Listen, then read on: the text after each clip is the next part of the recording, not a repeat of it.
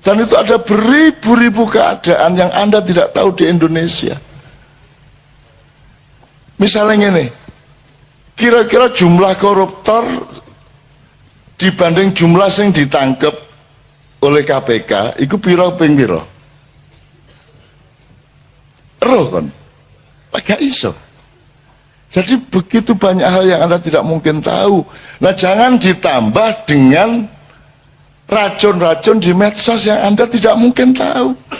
Nah, gak mungkin tahu yang nganggo akal sehat. Oh mungkin iki mungkin iki. Iki mungkin. Oh iki gak mungkin nek ngene gak masuk akal. Iku tok. Tapi jangan disimpulkan mana yang benar. Nek subhat ya wis tinggalan. Sing penting kon urip apik di wilayahmu, di perusahaanmu, di kampungmu, di keluargamu. Cukup menurut sebab untuk mengetahui benar secara objektif gak ono dalane rek, gak ono dalane. Kon kapusan kabeh engko. Kapusan. Ini ngomong mitos akeh tapi saya nggak akan ngomongkan. Pokoknya ngene rek, ku mek innama amruhu idza arada syai'an ayakullahu kun fayakun, mek ngono tok. Kon duwe karep muga-muga padha karo Gusti Allah. Nek padha berarti kun fayakun, mek ngono tok. Dadi sing penting hatimu temenan. Ojo dicari fakta objektifnya. Wong kon nuntut model gak iso kok potret kok. Ya apa kayak jadi bukti material, gak iso untuk jadi bukti material kan gitu, kecuali melalui saksi. Maka ketika pagi saya turun jam 4 pagi sampai di bawah, subuh kita di tempat mau coba syafaat dan aku mengumumkan kepada khalayak dan kita coba umumkan lewat media juga waktu bahwa mulai hari ini bismillahirrahmanirrahim Merapi tidak erupsi lagi. Kalau nggak salah tanggal 8 November 2010. Lu mulaiku malaikat Gusti Allah gak tega karo aku. Walah nunus kadung umumno. Wis gak watuk meneh, gak meledos meneh. Sakno nek meledos meneh kok Indonesian gitu kan. Akhirnya gak meledos temenan Mas. Mulai tanggal 8 iku wis aman bisa gitu. Itu bukan karena saya mandi. Gusti Allah gak tega karo aku. Walah wis kadung ngomong, kadung umumno, kok nek gak kedaden kok lak isin arek iku. Ngono lho. Dadi kok nek kepengin bojomu duwe motor ndonga. Ya Allah, kula niki kepengin ngibur bojo kula, cek mosok sepeda okrek. Yo duwe motor elek-elek ngono kan. Terus Gusti Allah suatu hari gak tega, oh alasakno wis kadung janjane bojone. Kok gak duwe duit gak tuku motor dikei karo Gusti Allah ngono rek ya. Ngono ya carane ya. Carane ndonga ngono ya janjenono bojomu dik pokoke tak tamasakno sampean dik. Tak jak umroh sampean. Ngono ya. Kepethuk ndek Mekah. Maksudnya umroh berangkat dewe-dewe kepethuk ndek Mekah. Gak ngejak iku jenenge rek. Oke, berikutnya. Iya, selanjutnya masalah overdosis dalam medsos. Saya minta nanti saya berangkut ya, tapi intinya itu kan nomor kunci utamanya kan akal sehat. Urip iki mek ana telu rek, mesti bener, mesti salah, gurung mesti bener, gurung mesti salah. Mek telu iku tok. Nek di hadis kan al halalu bayinun wal haramu bayinun wa ma bainahuma mustabihat mutasyabihat wa aktsarun nasi la ya'lamun, dan kebanyakan manusia tidak tahu. Dan pertanyaan Anda adalah pertanyaan dari kebanyakan manusia yang tidak tahu mana yang halal, yang haram, yang hak, yang batil kan gitu kira-kira. Nah, kita tidak bisa Mas. Kon gak roh janjane ya apa kok Habib Rizik nang Mekah. Gak iso carane roh ya apa kon. Iku bener lah gak karo Firza iku. Kak Ema iku sapa? Iku peristiwane awale ya apa? Kon gak mungkin roh. Ya apa caramu roh? Karena roh hasilnya pengumuman itu. Terus enggak dilungkas Habib Rizik diusahano oleh Pak Tito untuk pulang misalnya. Lho iku biyen lapis tersangka. Ya tak gak? Lapis tersangka Habib Rizik. Kok mari ngono oleh nang luar negeri? Siapa sing ngeculno iku? Iki tersangka temen ta? Nek tersangka temen juga oleh metu teko Indonesia lah ngono. Lah kok oleh kok terus nang Mekah? Janjane ya apa kita teni ya apa cara muruh aku takon. Takon sapa kon? Citok iku tok ae. Takon sapa kon? Gak ono sumbere. Dan itu ada beribu-ribu keadaan yang Anda tidak tahu di Indonesia. Misalnya ini, kira-kira jumlah koruptor dibanding jumlah yang ditangkap oleh KPK iku piro ping piro? Roh kon. Gak iso. Jadi begitu banyak hal yang Anda tidak mungkin tahu. Nah, jangan ditambah dengan racun-racun di medsos yang Anda tidak mungkin tahu. Nah, gak mungkin tahu yang nganggo akal sehat. Oh mungkin iki mungkin iki. Iki mungkin. Oke, gak mungkin nek ngene gak masuk akal. Iku tok. Tapi jangan disimpulkan mana yang benar. Nek subhat ya wis tinggalan. Sing penting kon urip apik di wilayahmu, di perusahaanmu, di kampungmu, di keluargamu. Cukup menurut sebab untuk mengetahui benar secara objektif gak ono dalane rek, gak ono dalane. Kon kapusan kabeh engko. Kapusan. Nanti tolong Sabrang nambahi ya. Oke. Berikutnya, nanti saya selesai terus Sabrang nambahi beberapa hal. Iya, selanjutnya beda penjajahan dulu dan sekarang. Jelas Sabrang lagi tadi sudah diomongkan dikit, ini Sabrang yang jawab terus. Ya. Selanjutnya masalah mimpi dengan ketemu dengan Mbah Nun. Iki ya gampang-gampang angel iki. Engko kok arane aku iki senengane ngleboni awakmu pas turu ngono kan. Yoga rek jane itu semua ciptaan Allah, semua rekayasa Allah, semua iradah dan amrullah. Saya itu hanya bagian dari kehendak Allah, Anda juga bagian dari kehendak Allah. Yang kita cari bukan kebenaran saya datang benar ke mimpimu apa tidak, tetapi bahwa Allah nyambung antara awakmu nang karo aku lak ngono. Iki sing pasti. Awakmu disambung karo aku awakmu disambung awakmu karo aku siji. Fakta yang kedua yang pasti benar adalah kalimat itu harus saya respon. Bahwa Al-Quran itu ada 2 dimensi, ada 3 dimensi. Sing gak bener adalah ngomong aku iki wis 3 dimensi, gak mungkin aku ngomong ngono. Gak mungkin aku ngarani wah aku iki wis makrifat rek. Gak mungkin aku ngomong ngono lah. Aku tahun ketemu Nabi Khidir nganggo serban kayak Pangeran Diponegoro. Gak tahu, gak kira aku ngomong ngono iku. Aku paling bayangno Pangeran Diponegoro iku nek jajal nek helman ya apa. Jadi aku gak mungkin ngomong, tapi ilmu yang saya omongkan di mimpi Anda itu dalam tanda petik bisa kita cari kebenarannya. Bahwa selama ini Al-Quran kita perlakukan secara akademis. Jadi misalnya ini, sing sopan ya opo, nek ngomong tentang Allah Rasulullah, ternyata kesimpulannya adalah yang sopan menurut balai bahasa. Wahai manusia, siapakah engkau? Ngono to sing sopan. Rek, ngono gak sopan. Lah ngono sih saiki. Arek-arek kabeh, oleh ta gak nerjemahno ngono iku secara lisan. Menungso kabeh ya apik ya. Tapi selama ini sopan tidak sopannya kepada Allah ditentukan sebenarnya oleh regulasi dari balai bahasa. Sing dianggap resmi secara akademis ngono sing apik. Nek sing dulinan kaya awake dhewe guyon iki dianggap elek. Terus kita dituduh kok ngono sih karo Gusti Allah. Loh, lagi Jawa Timur ya. Terus ya apa? Kita kan nggak tahu Allah. Gak roblas. Ruwe iku mek ayang-ayangnya. Ya tak gak? Yang Allah hadirkan ke kita itu yang kita tahu. Tajalinya Allahnya sendiri laisa kamitsli syai'un. Tan kena yo ngopo, tan kena gini ndak tahu kita. Ndak mungkin kita tahu Allah. Tapi Allah hadir. Yang kita ketahui adalah kehadiran Allah. Kehadiran Allah itu kita terjemahkan dengan bahasa kita. Sampai ono cerita Madura ngene kalau mau sore surup-surup mek oleh iwak loro jari Rahman Rahim sampai ning ngene iki lho ya. Itu guyon-guyon ngono aja dimensoni Pak Orek. Itu cara saya untuk memasukkan ke dalam hatimu betapa dekatnya Allah denganmu. Jangan marah berdasarkan pilihan kata dan pilihan bahasa. Sebab kata itu bernilai pada tempatnya.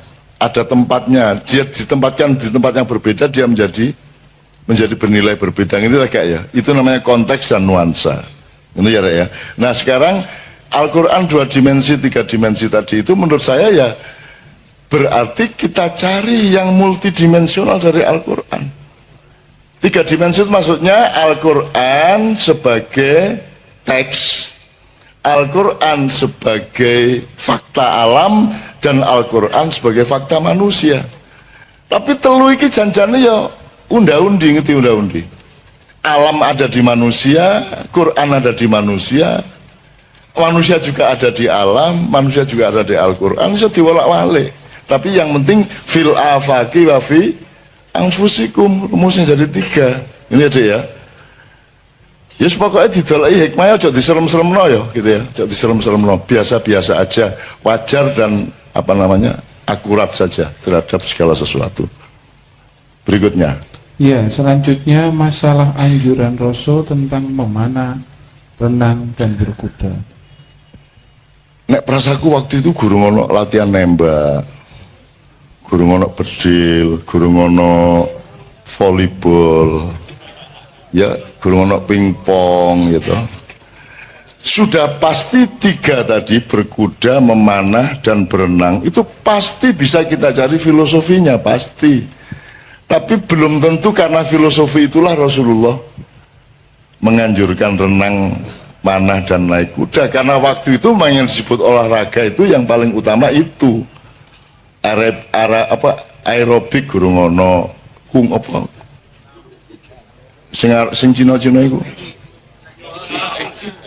ya, yoga guru ngono sapi turut gitu ya. Jadi menurut saya itu gak kok terus sing sunah Rasul. Sunah Rasulnya adalah Anda melatih badan Anda supaya metabolisme yang bagus, supaya jiwa Anda sehat, yang nuno. Itu yang sunah Rasulnya, tidak pada bentuknya. Tapi nek awakmu latihan memanah dalam rangka cinta Rasul, yo apik. Yo apik, berkuda dalam rangka cinta Rasul, yo apik. Yo apik. Wong awakmu gawe celana congklang ini karena cinta kepada Rasulullah, yo apik kok. Asal gak usah nyalah-nyalah liyane, ngono lho ya.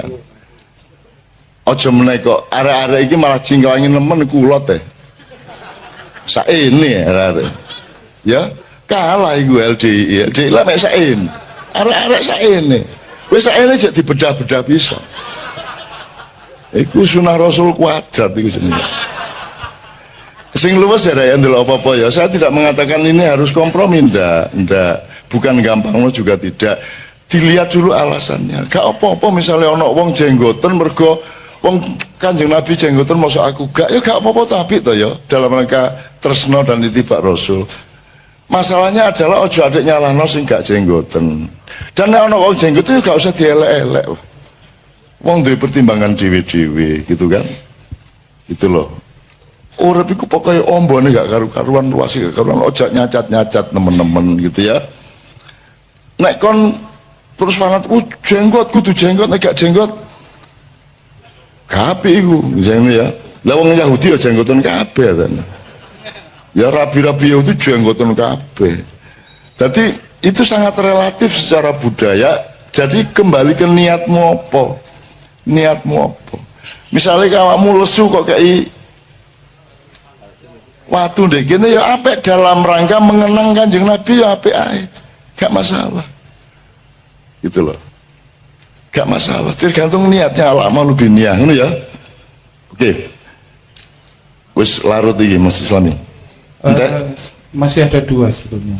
Ya. Jadi minta penjelasan singkat tentang air mata ma'iyah tadi dari Mas. Ya. Sing apa ya Mang ya? Personalitas, identitas. Oh, sabrang berarti. Identitas dan personalitas. Oke, berikut terakhir.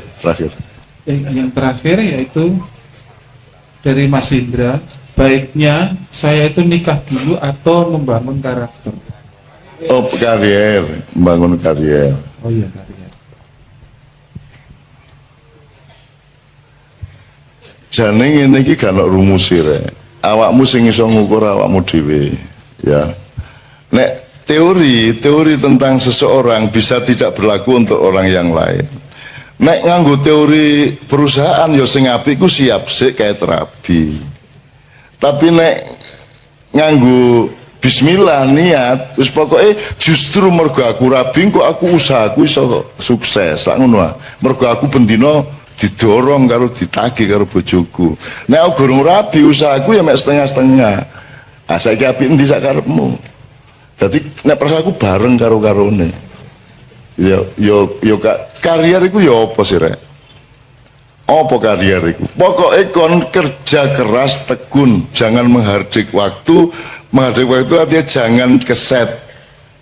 Jadikan kalau perlu 1 hari itu menjadi 1 minggu dalam hidupmu. Jadi kon berkali-kali ganti pagi. Aku itu uripku ngono iku. Gitu loh. Jadi sehari itu saya bisa berkali-kali, berhari-hari. Karena saya kerja keras terus. Apa sebabnya kon kadang-kadang kok kesuwen sih? Mergo kon gak lapo-lapo. Nek kon kepingin uripmu efektif, bahagia, kerja keras. Ojo kekerasan, kerja keras. Gitu ya. Hard work, tapi ojo workaholic. Workaholic itu artinya mabuk, nyambut gawe ya ojo lah. Nah, wong Jawa duwe rumus nyambut gawe gini, ada kreasi dan rekreasi. Nek wong barat, nek pas musim dingin iku kreasi ya, Bang ya. Nek pas musim panas rekreasi. Nek wong Jawa kapan dingin kapan panas wong gak jelas. Maka teori kita berbeda. Kita kreatif harus kita berkreasi harus dengan perolehan rekreatif juga. Karena dengan berkreasi kita bahagia, kita gembira, jadi rileks. Tapi kalau kita rekreasi harus kreatif. Nah iso, ojo rekreasi melaku tok, nyanyi tok, harus ada kreativitasnya. Nah Kiai Kanjeng ini kan sangat rekreatif dalam kreasinya dan sangat rekreatif dalam kreasinya. Sangat rekreatif gitu. Hina menghina satu sama lain. Ku nek wis mlebu bis wah wis cangkeme kaya ngono iku. Dan mereka itu saling hina satu sama lain. Salah satu keindahan hidup mereka itu. Dan juru hina nomor 1 sing tukang bass yo. Kalau si tukang gitar itu juru hina. Banget nek ngelokno kancane. Tapi mereka bahagia satu sama lain dengan itu. Ya tapi saiki sing tukang bass sing dadi korban saiki sementara.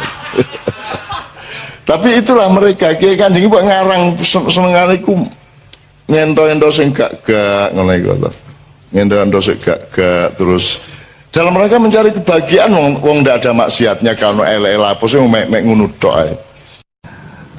Menggali tambang dihabisin sehabis-habisnya ataukah kita toleran kepada anak cucu kita yang harus mendapat bagian? Saya tanya, regulasi pemerintah selama ini pakai saum apa tidak? Tidak. Jadi puasa tidak pernah diingat oleh para stakeholder, apa pertambangan atau apapun saja. Padahal selamatnya manusia hanya kalau dia mengerti puasa. Mas, ternyata rapat kabinet, rapat DPR, rapat Pemprov nomor 1 adalah menyadari di mana, kapan, seberapa puasa harus dilakukan, benar nggak? Dan itu tidak pernah menjadi kesadaran negara kita. Itu makanya nggak usah terlalu percaya. Itu. Kamu milih yang baru yang kayak apapun ternyata juga nggak puasa. Kan sudah berkali-kali toh. Itu. Tapi saya dengan penuh kesabaran mendengarkan perdebatan mengenai hal-hal yang saya sudah lama tidak percaya. Tapi tidak ada masalah. Tidak ada masalah. Saya sangat sabar untuk mendengarkan hal-hal yang ngopo jaga. Oke. Ya aku ndak anti, aku lapo anti-anti. Gitu loh. Antimo tak. Dari dulu kan saya sudah tidak setuju. Lah yang dulu milih siapa? Lah kok sekarang sambat ke sini? Lah yang milih Jokowi dulu siapa? Lah kok sekarang dibicarakan di sini?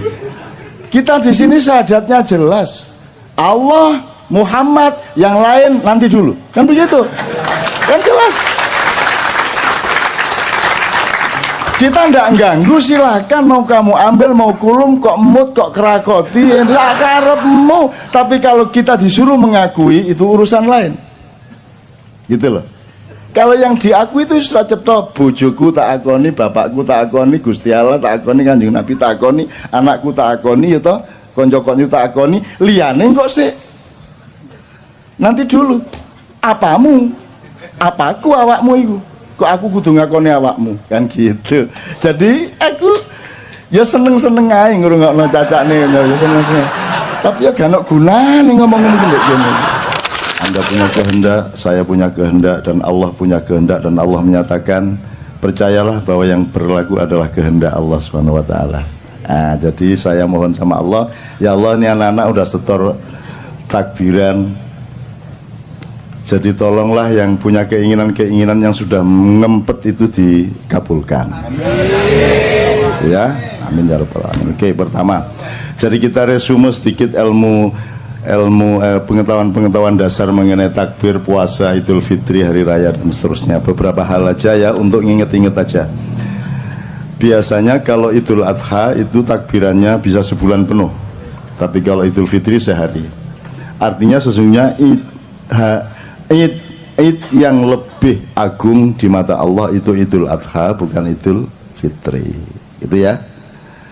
Jadi kita agak terbalik. Ya tapi tidak apa-apa, Indonesia terbalik itu sudah kerjaannya ya. Terutama di bidang politik dan pemerintahan. Memang sudah hafal, seluruh penduduk langit sudah hafal. Oh, kalau yang terbalik itu namanya Indonesia gitu. Wis ora apa-apa, Singapura wae. Sing dilebokke swarga kabeh ning neraka 300 tahun. Kedua, ini sudah Idul Fitri, sudah hari keberapa ini? Hari ke-7 kok kita masih takbiran, ini normal enggak? Enggak pernah toh biasanya, tapi masih boleh enggak? Takbiran tuh tiap hari juga boleh. Kalau perlu Anda tiap hari takbiran gitu ya.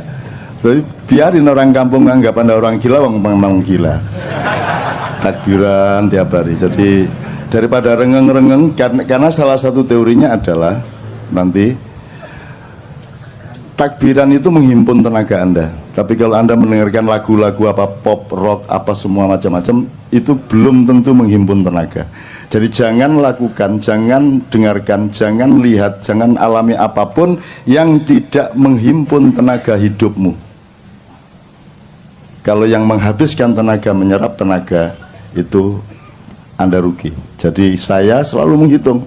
Makanan saja saya hitung hanya kalau dia menambah himpunan tenaga hidup saya, jasmani maupun rohani. Kalau dia tepat, maka himpunan tenaga jasmani akan memproduk himpunan tenaga rohani.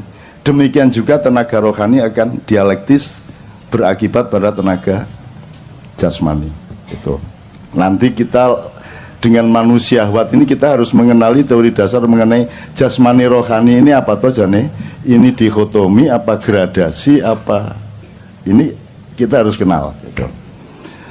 Nanti soal yang dibicarakan mengenai pilkada segala macam itu akan tidak ada gunanya kalau Anda tidak mengenali dasar-dasar dari hidup Anda sendiri gitu. Oke, nomor 2 soal hari raya dan puasa. Anda kalau di desa dulu kan kalau mau puasa malamnya kan diajari bapak-bapak ibu-ibu di musola kan nawaitu saumal ghadi an adai fardhi syahri ramadhana hadhihi sanati fardhon lillahi ta'ala itu zaman dulu. Kalau sekarang pakai rap gitu kan. Nah itu som khoti itu kira-kira saya tidak tahu lah. Cuman yang ingin saya omongkan dari kalimat ini itu kan kalimat bikinan kita sendiri. Nawa itu artinya aku berniat, past tense ya. Saum puasa besok pagi atas dasar keikhlasan saya kepada Allah gitu. Nah di dalam Al-Quran tidak ada disebut saum tapi siam, gitu, siam Ramadan. Jadi kenapa kok niat Anda nawaitu saumal ghadi kok tidak nawaitu siamal ghadi? Ya enggak apa-apa sebenarnya, enggak ada masalah. Jadi saya ini bukan sedang mempermasalahkan. Cuman kalau ngerti bedanya hidung sama bulunya kan lumayan daripada nggak ngerti bedanya kan gitu kan. Kalau sudah ngerti bedanya ini jempol kaki, ini jempol tangan kan agak lebih selamat hidupnya daripada Anda tidak ngerti bedanya jempol Anda sama hidung Anda kan gitu kan.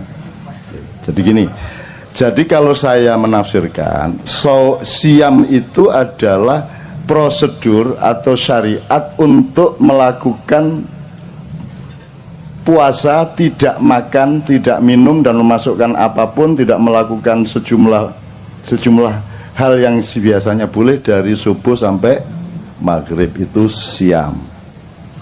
Maka Ramadan disebut Ar-Ramadhanu Madrasah. Jadi Ramadan itu adalah diklat, pendidikan kilat 1 bulan. Anda dilatih untuk kembali melakukan siam dari pagi sampai sore, gitu ya. Kalau saum itu segala hal yang sifatnya menahan diri. Sampean sebut satu hal, apa perilaku, apa kerjaan, apa produksi, apa kerjaan, untuk apa saja yang tidak ada unsur menahan dirinya, Anda sebut satu saja. Satu saja kerjaan yang tidak ada unsur menahan diri, yang tidak ada unsur mengendalikan diri, yang tidak ada unsur membatasi diri. Satu kerjaan kalau ada. Naik motor, ngegas, ngerem, berarti puasa, saum. Apalagi istri, sebanyak-banyaknya apa Anda batasi satu saja, satu, saum. Apalagi menggali tambang, dihabisin sehabis-habisnya, ataukah kita toleran kepada anak cucu kita yang harus mendapat bagian? Saya tanya, regulasi pemerintah selama ini pakai saum apa tidak? Tidak. Jadi puasa tidak pernah diingat oleh para stakeholder, apa pertambangan atau apapun saja. Padahal selamatnya manusia hanya kalau dia mengerti puasa. Sound system ini isinya puasa, Mas. Diginiin, dibatasi, digedein ya, Mas ya. Diginiin, ini kegedean dikit bengung, ini kegedean didik ndak balan, itu isinya ilmu puasa semua, betul ndak? Nah, kamu bikin celana itu kan prinsipnya puasa, kan makanya diukur loh, kakimu panjangnya seberapa, kan begitu, betul ndak? Nah, itu prinsip puasa. Mas, ternyata rapat kabinet, rapat DPR, rapat Pemprov, nomor 1 adalah menyadari di mana, kapan, seberapa puasa harus dilakukan, benar nggak? Dan itu tidak pernah menjadi kesadaran negara kita. Itu makanya nggak usah terlalu percaya. Itu. Kamu milih yang baru yang kayak apapun ternyata juga nggak puasa. Itu kan sudah berkali-kali toh. Itu. Tapi saya dengan penuh kesabaran mendengarkan perdebatan mengenai hal-hal yang saya sudah lama tidak percaya. Tapi tidak ada masalah, tidak ada masalah. Saya sangat sabar untuk mendengarkan hal-hal yang ngopo jaga. Oke, ini udah, jangan terlalu panjang, nanti jadi ceramah puasa. Jadi ngerti bedanya saum sama siam ya. Keselamatan hidupmu, bahkan kaya tidaknya hidupmu tergantung pada kecanggihanmu di dalam menentukan kadar puasamu di dalam pekerjaan, dalam jualan segala macam. Anda jualan bebek goreng, mentang-mentang laris, maka sampai jam 3 malam Anda masih ladeni. Jadi akhirnya beli bebek lagi untuk supaya Anda bisa goreng lagi. Tapi percayalah, kalau Anda melampiaskan, kalau Anda berhari raya tiap hari di warung Anda, maka usia warung Anda juga tidak akan lama. Kalau Anda membatasi jamnya, pokoknya saya cuman jualan bebek paling banyak 50 atau paling banyak 25, habis tutup. Kayak ceker di Solo, kalau Anda lewat Solo itu buka jam 2 malam, tutup jam 5 pagi. Dah. Pokoknya jam 5 pagi tutup. Pokoknya jam 2 baru buka. Meskipun sudah antri sejak jam 11, pokoknya jam 2 tutup. Kalau Anda punya prinsip puasa seperti, maka Anda memiliki kecenderungan terhadap keawetan atau keabadian. Begitu. Kalau kamu suka apa? Kalau suka makanan apa misalnya di Jakarta? Upamanya soto Betawi. Terus pagi soto Betawi, siang soto Betawi, malam soto Betawi, jam 2 malam soto Betawi. Kira-kira Berapa lama usia soto Betawi di mulut Anda? Sebentar aja akan Anda bosan kan? Nah, jadi puasa sebenarnya adalah alat yang paling utama untuk mencapai keabadian. Itu ya saya. Itu salah satu contoh aja. Oke. Jadi sudah jelas ya puasa. Bedanya siam adalah diklat Ramadan. Kalau saum artinya adalah apa saja dalam hidup di mana kamu menerapkan prinsip untuk membatasi diri, menahan diri. Regulasi itu apa? Regulasi itu kan menghitung sesuatu secara akurat, secara tepat. Itu namanya puasa. Kan gitu Mas. Coba mentang-mentang seneng sama istrimu kok keloni ya bendino. Esok kelon, awan kelon, sore kelon. Kate ngantor sih dilu ngadeg duluan. Suwe-suwe bosen dewe mari ngono kan gitu. Maka harus ada puasa. Maka Rasulullah mengatakan makanlah kalau lapar dan berhenti makan sebelum kenyang, maka kamu akan sehat dan lebih lama keawetanmu gitu ya Rek ya. Terus imsak. Di sini kalau imsak tandanya apa di Jakarta? Pakai teriak imsak gitu. Oh pakai sirine. Sirine. Enggak dong, kalau sirine itu buka. Oh, bapak-bapak, ibu-ibu gitu. Kalau di Jogja imsak gitu ya. Dari masjid besar Jogja itu Pak Jundi namanya itu. Lagunya gitu, imsak,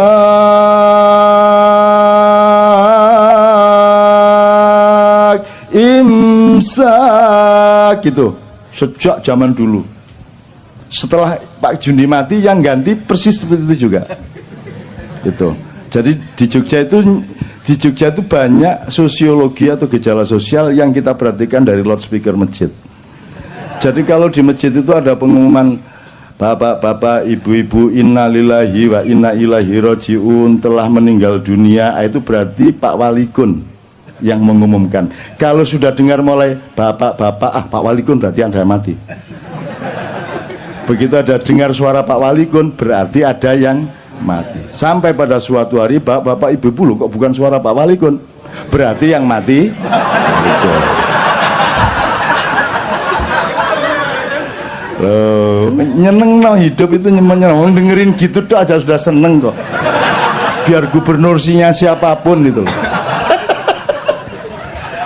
Tapi Anda tuh juga jangan terlalu apa tuh efektivitasnya Anda anti Ahok di sini nih.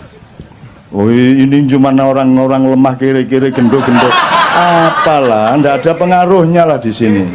Ini tidak ada pengaruhnya sama sekali. Anda anti, Anda pro, tidak ada pengaruhnya. Dan negara itu adalah tatanan yang sudah ada sistemnya, ada lembaganya ya. Dan ini sama sekali tidak ada urusan sama negara sebenarnya. Negara itu punya legislatif, yudikatif, eksekutif. Dan semua mobilisasi atau semua sistem yang dijalankan itu kan berdasarkan 3 lembaga dasar itu, sehingga kalau ada sosialisasi di masyarakat pasti berasal dari 3 itu. Nah KJ bukan. KJ ini bukan bagian dari sistem negara. Cuman dia selalu ada karena cintanya melebihi pengurus negara kepada negara. Kan begitu. Mereka kalau kumpul harus ada uang honor, kalau kumpul harus ada SPJ segala macam. Ini enggak. Kumpul enggak jelas. Jadi jangan pamer cinta di sini, karena di sini cinta sudah tidak diomongkan lagi. Cinta sudah menjadi diri mereka. Demikian kita. Kira-kira. Artinya Mas, ya enggak apa-apa, saya oke-oke saja, Anda mau anti mau pro, tapi ya enggak efektif. Oh iki ya sopo arek-arek ya enggak lah. Gitu. Ya aku ndak anti, aku lapo anti-anti. Gitu loh. Antimo tak. Dari dulu kan saya sudah ndak setuju. Lah yang dulu milih siapa? Lah kok sekarang sambat ke sini? Lah yang milih Jokowi dulu siapa? Lah kok sekarang dibicarakan di sini? Kita di sini syahadatnya jelas.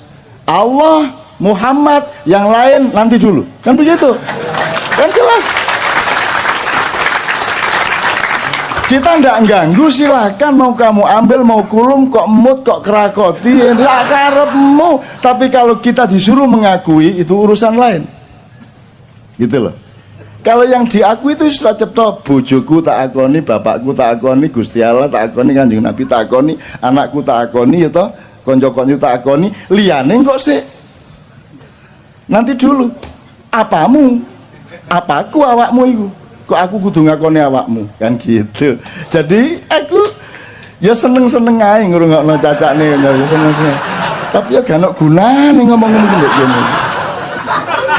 Tapi wis ya, tapi jadi ini yang namanya kenduri cinta loh. Kita ndak anti, kita cuma ngomong kok. Jadi ya, tak tambah dikit ya. Ini puasa belum selesai loh ya. Ini puasa belum. Artinya saya ngomong puasa belum selesai. Oke, kita belok ke sini sedikit, sekedar untuk referensi. Jadi iblis itu dulu kan gelisah. Loh, ini Adam, kata Allah kan diciptakan sebagai khalifah di bumi. Kan gitu. Ini ja'ilun fil ardi. Lah kok ditaruh di surga? Siapa ini? Siapa yang naruh di surga? Bener nggak? Kan di bumi. Kok di surga? Yang cemas malah iblis. Aneh toh. Jadi yang taat sama Allah sebenarnya siapa?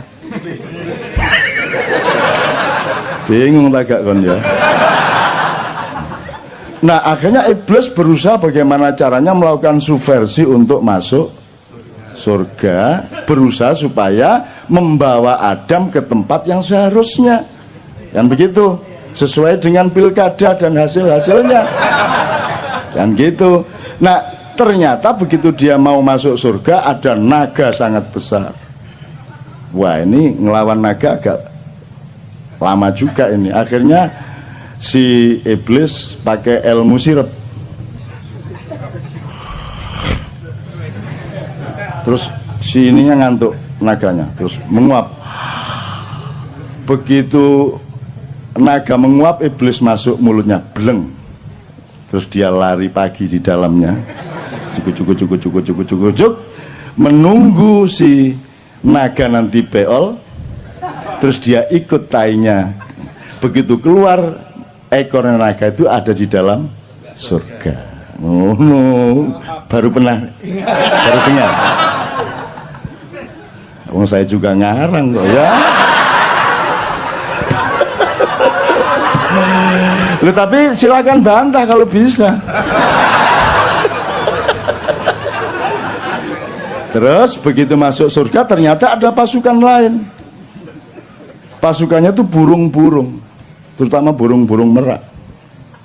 Tapi itu dah tidak saya ceritakan. Pokoknya intinya sampailah dia ke Adam. Emang Adam makhluk bodoh sehingga bisa dipengaruhi iblis? Kan Allah mengatakan inna khalaqnal insana fi. Adam lebih unggul apa lebih rendah dari iblis? Lebih unggul. Ahsani takwim, dia sebaik-baik ciptaan, masterpiece-nya Allah. Masa bisa dipengaruhi iblis? Terus digoda iblis? Ayo, nggak bisa. Upama saya aja nggak bisa kok digoda iblis kok. Cuman iblis ini pinter, dia pernah kuliah di IKJ. Jadi iblis menciptakan kostum persis seperti malaikat Jibril. Terus dia pakai, pokoknya penampilannya persis Jibril, sehingga Adam, wahai Baginda, ada apa gerangan? Baginda menemui aku, gitu kan. Terus diterima oleh Adam, karena yang datang menurut Adam itu Jibril.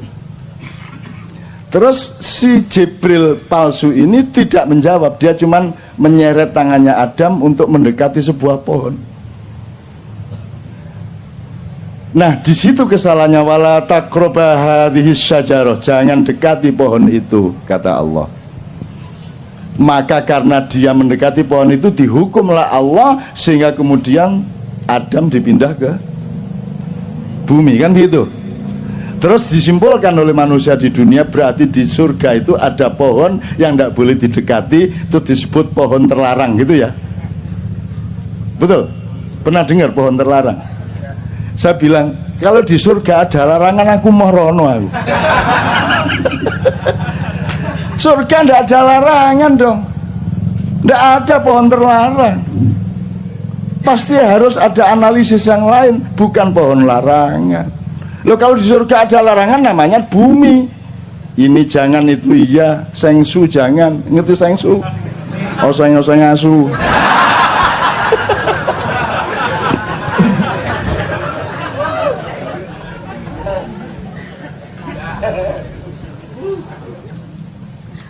Kok jadi cerita surga saya?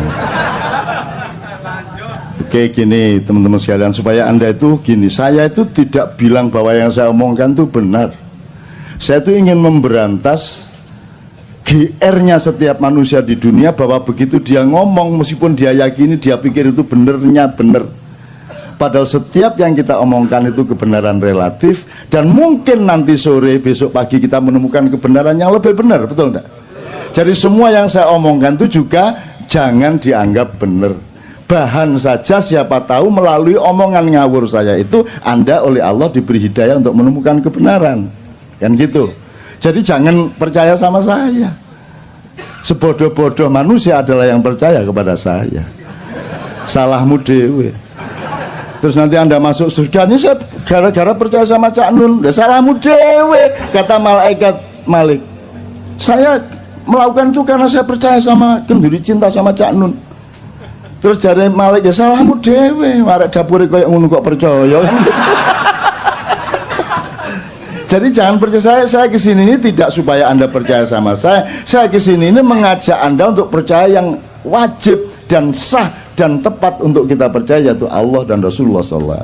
Ngono lho ya carane ya. Oke, kembali ke iblis. Jadi pohon itu bukan pohon larangan, itu pohon. Jadi coba sekarang Anda referensinya gini.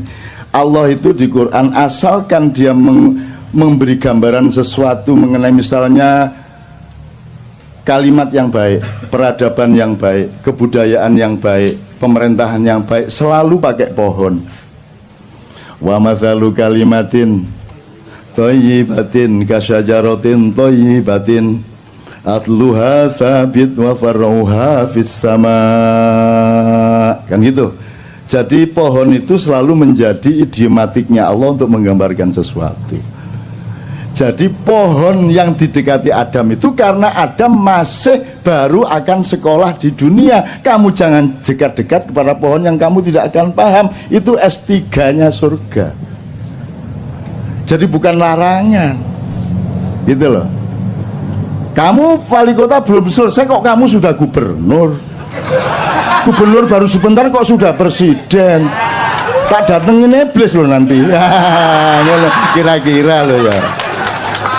Ya aku nggak ngomongin siapa-siapa, aku cuma memberi gambaran-gambar bahwa asosiasimu ke sana memang benar. Tapi kan saya nggak ganggu toh. Saya kan nggak ganggu, saya nggak pernah ngapa-ngapain, saya oke-oke saja. Saya tidak ada urusan sama dunia ini, kamu telan semuanya, aku tidak ada masalah. Gitu loh. Kalau aku anti korupsi, aku tidak eman emasnya, tidak eman duitnya. Tidak boleh aku eman duit atau emas. Yang aku eman adalah kenapa engkau berbuat jahat sehingga akan merugikan dirimu, merugikan anakmu, keluargamu, dan masa depanmu di depan Allah Subhanahu wa Ta'ala. Kan gitu. Oke, yuk, iblisnya sudah ya, teman-teman sekalian. Kita kembali ke puasa. Jadi sekarang imsak tadi ya, imsak. Jadi imsak itu kapan waktunya? 10 menit sebelum azan subuh. Coba ini jawaban kayak begini ini bagaimana coba? Coba ini pekok banget lah masa tidak imsak itu waktunya kapan? Dia bilang 10 menit sebelum azan subuh. Coba bagaimana tuh jawabannya? Imsak itu dari subuh sampai maghrib. Bagaimana sih? Imsak itu artinya Anda membatasi diri, menahan diri. Tumsiku, Anda mengendalikan. Imsak itu pengendalian. Jadi imsak itu waktunya dari subuh ke maghrib. Ayo kok tadi jawabnya 10 menit sebelum zuhur. Lara-ara iki. Loh, wong kamu itu urusan satu kata belum beres mau ngurusi Ahok, itu bagaimana? Ya enggak apa-apa, ini guyon deh. Jauh cinta tanpa guyon itu kan bagaikan roti tanpa sambel ya apa gitu. Gitu ya Mas ya. Maka sebenarnya saya sayang sekali kemarin Ramadan tidak bisa ke KJ karena giliran sama Leto sama Noe. Sebenarnya saya ingin kasih saran Anda untuk melakukan ijtihad dan eksperimentasi di masjid Anda masing-masing di kampung. Jadi imsak itu ketika 10 menit sebelum subuh itu kan memperingatkan sebentar lagi kamu harus menahan diri. Jadi sebenarnya kata-katanya imsak itu mengingatkan bahwa nanti kamu harus imsak. Bukan ini sudah imsak, bukan. Nah begitu Allahu Akbar, imsak dimulai, kan gitu. Jam 7 imsak, 8 imsak, 9 imsak, siang imsak sampai jam 4 sampai baru nanti jam 6 kurang dikit baru imsaknya selesai. Jadi saya itu ingin menyarankan Anda mulai Ramadan depan itu sebanyak-banyaknya ucapkan imsak di masjid. Jadi Anda kalau mulai jam 11 mulai agak lapar, Anda ke masjid imsak. Dah 3 kali gitu ya. Terus nanti jam 1 udah lapar-laparnya itu, Anda ke masjid lagi untuk supaya memberi semangat kepada orang yang berpuasa. Imsak gitu. Terus jam 3 itu juga sudah mulai, wah buka masih lama gitu. Jadi lemes itu ucapkan lagi serentak. Imsak itu. Ya kira-kira orang sekampung keluar semua dibawain cangkul, ndasmu dipakai. Padahal benar nggak yang Anda lakukan? Benar lah, makanya kebenaran di depan atau di tengah orang yang tidak mengerti kebenaran itu akan menjadi keburukan, kan begitu.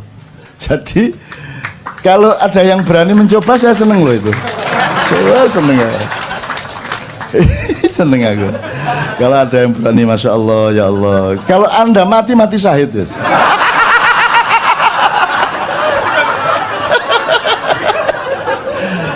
Oke, dah kita selesaikan soal hari raya dan puasa ya. Puasanya masih banyak. Saya banyak nulis tentang puasa akhir-akhir ini juga. Saya juga punya buku yang kemarin sangat diandalkan di toko buku itu, dan Tuhan pun berpuasa. Terus Lailatul Qadar, dikit aja ya. Ada yang kemarin dapat Lailatul Qadar? Menurut Anda Lailatul Qadar itu apa, Mas? Lailatul Qadar apa Lailatul Qadar itu kira-kira? Coba Fahmi. Lailatul Qadar piye? Coba Mi.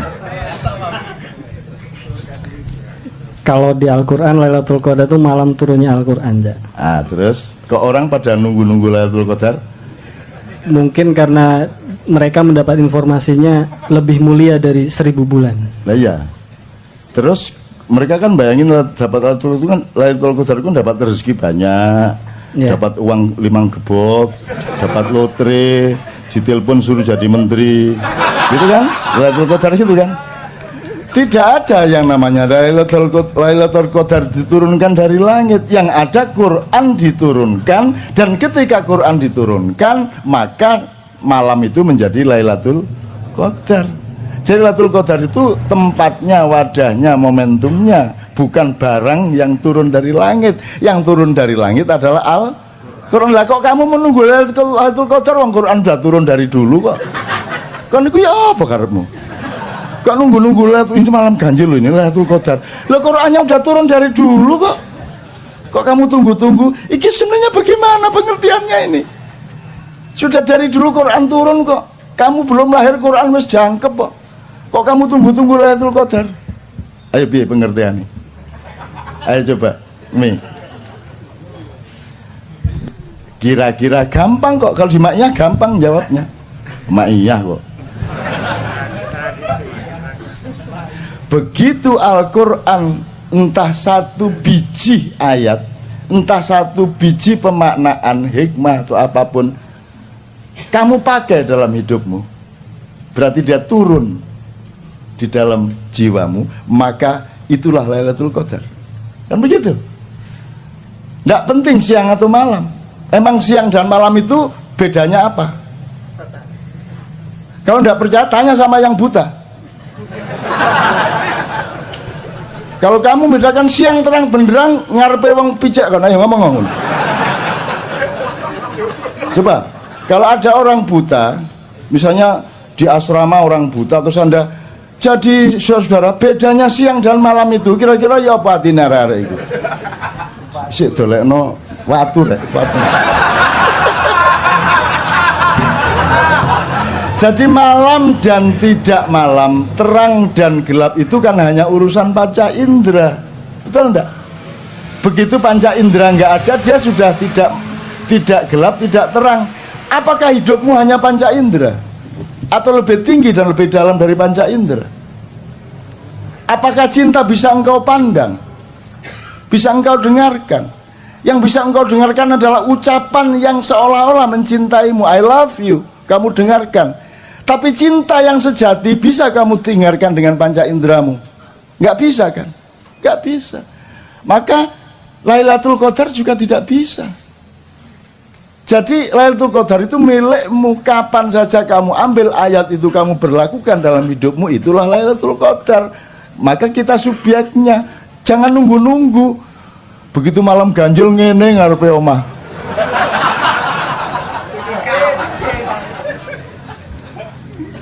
Ditekani jin kapok kan.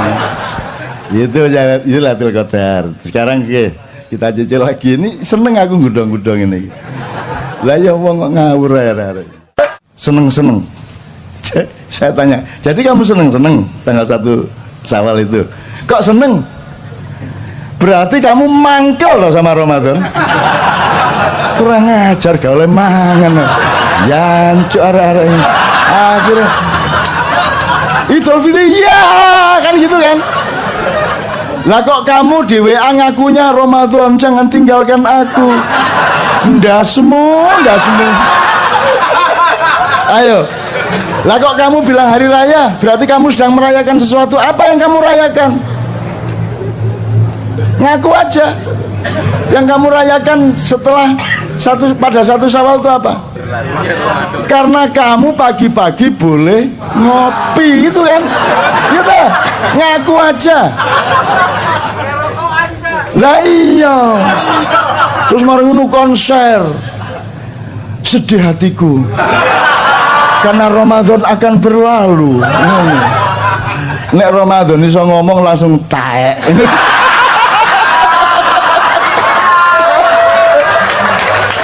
Maka jadi fitri itu ada dua makna epistemologisnya, harfiahnya. Satu, fitri dalam arti keaslian, genuinitas, originalitas, kefitrian, aslimu itu seperti itu. Alhamdulillahirrabbilalamin. Maju mendesak ke depan, enggak apa-apa ya. Bismillah. Coba satu kali takbir.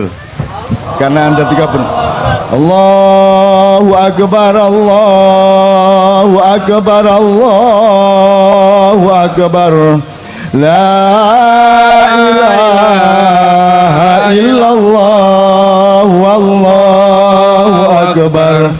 Allahu Akbar walillahil hamd. Alhamdulillah.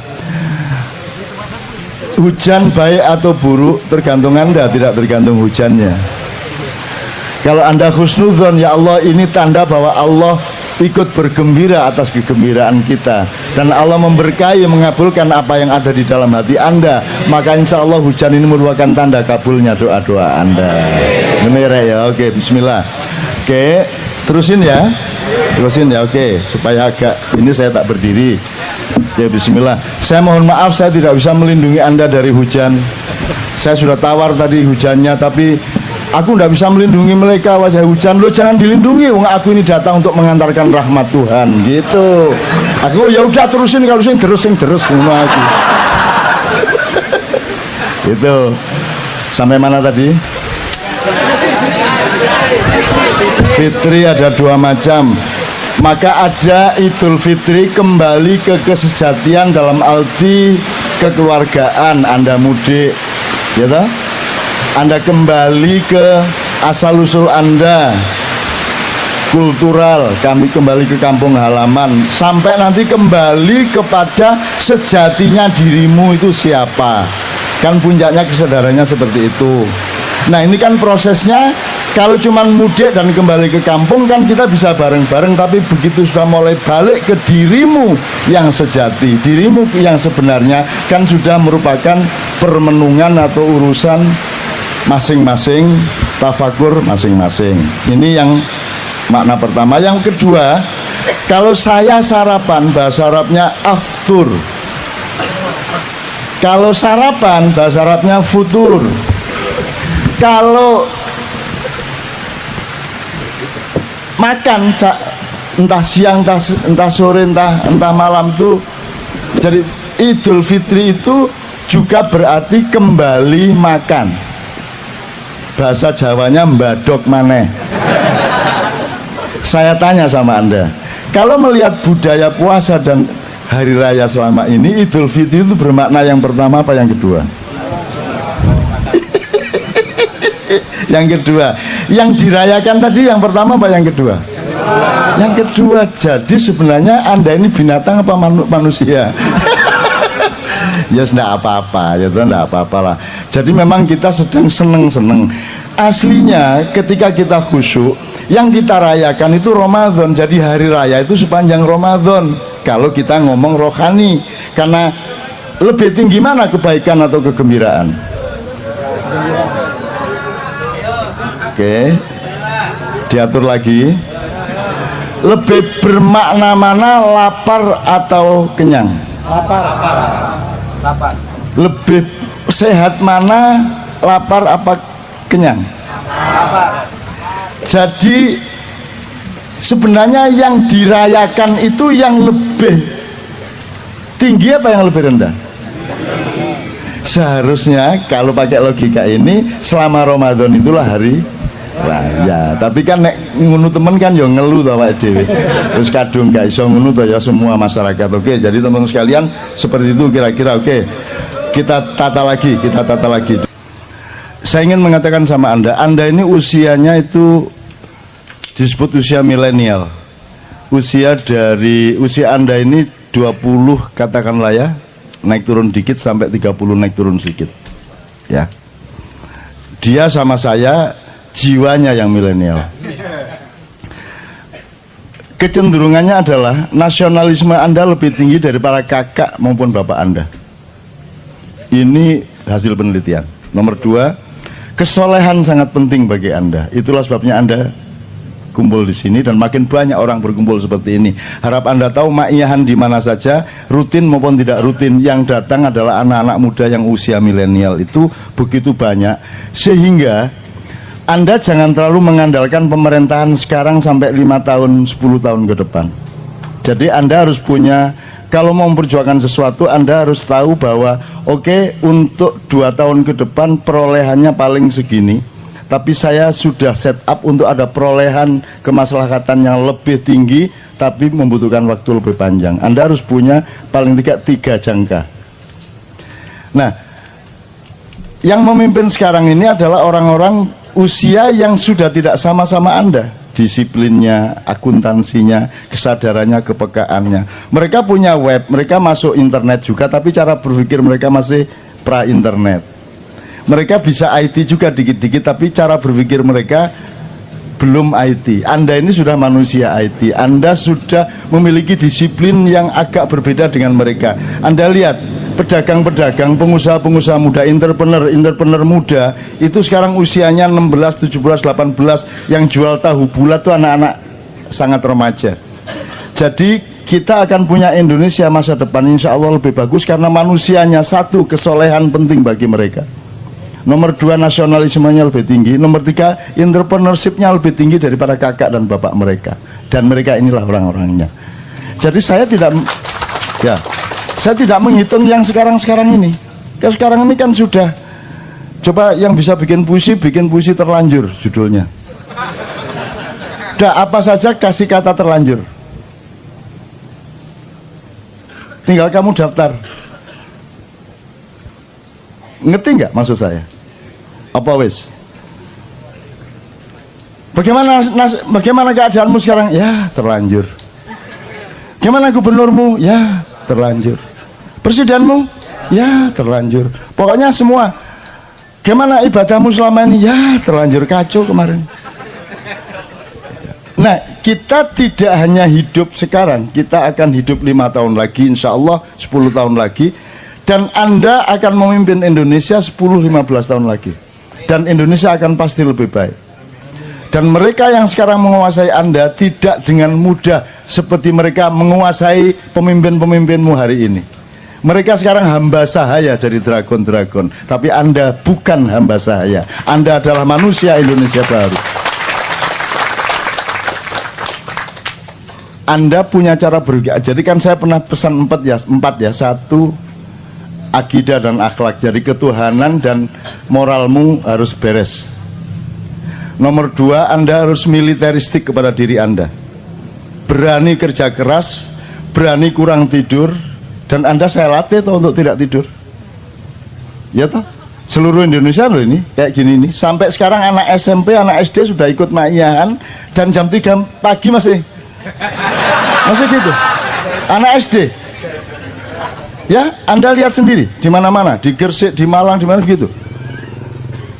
Anda Kopassus, Anda Denjaka. Anda punya jiwa militer kepada dirimu sendiri, tapi Anda adalah penyayang kepada orang lain. Itu ya, itu syarat yang kedua. Syarat ketiga, Anda harus paham akuntansi. Anda harus punya muhasabah. Anda punya perhitungan berbeda dengan kemarin. Sekarang anak-anak masih kuliah sudah bisa kaya raya melalui bisnis online, melalui ada inovasi-inovasi baru, panganan macam-macam, baru-baru semua, betul enggak? Ono kodok campur gatul, wah semua macam-macam. Walah wis, wah makanan baru macam-macam. Itu jangan dilihat makanannya, dilihat bahwa ada gejala kreativitas baru pada anak-anak muda. Dan itu di mana-mana mas, di mana-mana mas.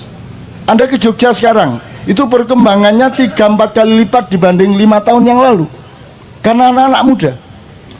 Makanya saya senang ketemu Anda supaya saya tidak terlalu ketinggalan zaman. Dan saya sedang ngecek diriku, kalau aku masih kompatibel padamu, berarti aku masih tidak saya nggak kudet. Lawannya kudet apa? Jadi saya juga tidak boleh, saya juga harus bisa ngoprek. Saya juga harus smartphone, nggak hanya jailbreak. Itu saya install Android di iPhone. Mau apa kamu? Kamu pikir nggak bisa? Kamu pikir nggak bisa? Kamu jangan terlalu remehkan saya. Saya dulu ketika komputer baru mulai, kira-kira 90-an pertengahan, itu baru DOS. Jadi komputernya gede, disketnya tuh gede gini, 256 kilobyte. Itu untuk DOS, masukin nanti C-prom ditarik, masukin CD WS atau C-write untuk ngetik tik. Belum ada mega. Setahun kemudian baru ada disket 1,2 megabyte. Dan yang bisa cuma saya di seluruh kantor Detik waktu itu. Bukan detik.com ya, detik waktu detik manual. Dan ini karena teman-teman tidak mau belajar, pokoknya saya yang dimintai tolong untuk booting DOS, setelah itu masukin C-write atau Anda kan tidak pernah tahu WS sama C-write. Pernah tahu dulu-dulu ya. Terus kalau di DOS itu kan ada aransemen, ada auto exec bat. autoexec.bat itu kan Anda tinggal ngurut, adalah tak kasih setiap komputer, ada sekitar 30 komputer di kantor itu, saya kasih autoexec.bat ini booting, terus tak kasih gambar telanjang. Jadi begitu booting jeglek